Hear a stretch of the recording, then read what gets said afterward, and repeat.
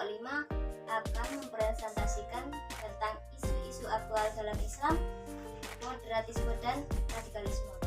Sebelum materi dimulai, kami akan memperkenalkan diri satu persatu. Saya Syurifah. Saya Maria Hamdan. Saya Maida Surya. Saya Arlin Jata. Saya Angga Sumardinia. Dilanjut materi yang pertama, yaitu moderatisme yang akan dijelaskan oleh Bu Ria. Moderatisme Islam. Sebelum kita ke moderatisme, kita lebih dulu mengenal tentang Islam. Islam itu adalah agama yang rahmatan lil alamin. Maksudnya adalah agama bagi seluruh umat manusia. Kemudian moderat itu adalah Islam yang tidak ekstrim. Jadi moderatisme itu Islam moderat, mengajak bagaimana Islam itu dipahami secara kontekstual dalam hal memahami perbedaan, keragaman yang termasuk dalam sunatullah dan tidak ditolak keberadaannya. Jadi moderatisme itu adalah Islam yang ada di tengah-tengah di antara radikalisme dan liberalisme.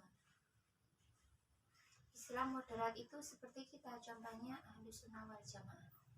Jadi seperti pada hadis bahwa sesuatu yang baik itu berada di tengah-tengah. Sama halnya dengan moderatisme Islam, letaknya di tengah-tengah antara radikalisme dan liberalisme. Jadi intinya moderatisme itu adalah Islam yang tidak ekstrim, tapi Islam yang mengajak kita itu menghargai seluruh perbedaan dan keragaman. Lanjut dengan radikalisme yang akan dijelaskan oleh saudara Antis. Radikalisme merupakan paham atau aliran keras yang berasal dari suatu ajaran agama yang menimbulkan sikap intoleran. Radikalisme merupakan paham atau aliran keras yang berasal dari suatu ajaran agama yang menimbulkan sikap intoleransi. Radikalisme agama dapat terjadi pada agama manapun. Kenapa muncul radikalisme di Indonesia? Karena manusia akan berusaha sekeras mungkin untuk memenuhi kepentingan hidupnya, termasuk menyebarkan suatu paham atau ideologi dengan cara kekerasan. Radikalisme bisa muncul dan berkembang ketika suatu kelompok orang merasa pemerintah negara tidak adil kepada rakyatnya, atau hanya memperhatikan segelintir kelompoknya saja. Faktor-faktor yang melatar belakangi munculnya paham radikalisme. Berikut penjelasannya. Yang pertama, faktor pemikiran.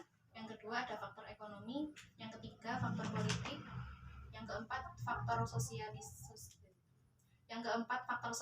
Yang kelima, faktor pendidikan. Yang faktor pemikiran, radikalisme dapat muncul dan berkembang karena yakin jika segala sesuatu harus diubah ke arah yang kelompoknya inginkan. Sekalipun harus menggunakan cara kekerasan untuk meraih tujuannya. Yang kedua, faktor ekonomi bisa dipengaruhi oleh faktor permasalahan ekonomi karena manusia akan berusaha sekeras mungkin untuk memenuhi kebutuhan hidupnya, termasuk menyebarkan suatu paham atau ideologi dengan cara kekerasan. Yang ketiga, faktor politik. Radikalisme bisa muncul dan berkembang ketika sekelompok orang merasa pemerintah negara tidak adil kepada rakyatnya. Yang keempat, faktor sosial dapat disebarkan dengan memenuhi memengaruhi pemikiran orang lain. Terlebih lagi jika orang tersebut berpikiran sempit dan mudah percaya kepada pihak yang dianggap membawa perubahan ke dalam hidupnya. Padahal pihak tersebut menyebarkan suatu paham yang bertentangan dengan ideologi negaranya.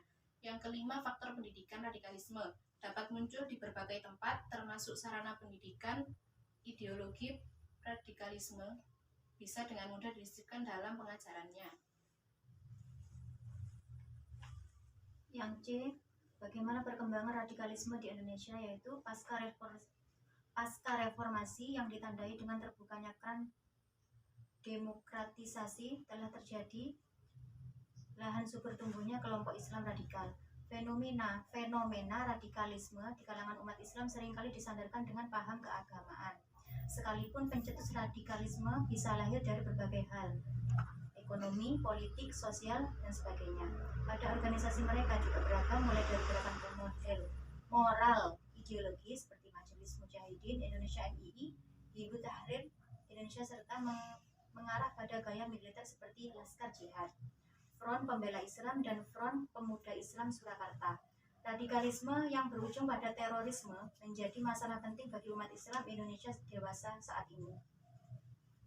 Dua isu telah menyebabkan Islam dicap sebagai agama teror dan umat Islam dianggap menyukai jalan kekerasan suci untuk menyebarkan agama. Sekian untuk perkembangan radikalisme di Indonesia. Sekian penyampaian materi dari kami tentang isu-isu aktual dalam Islam, moderatisme dan radikalisme. Semoga bisa dipahami. Terima kasih. Wassalamualaikum warahmatullahi wabarakatuh.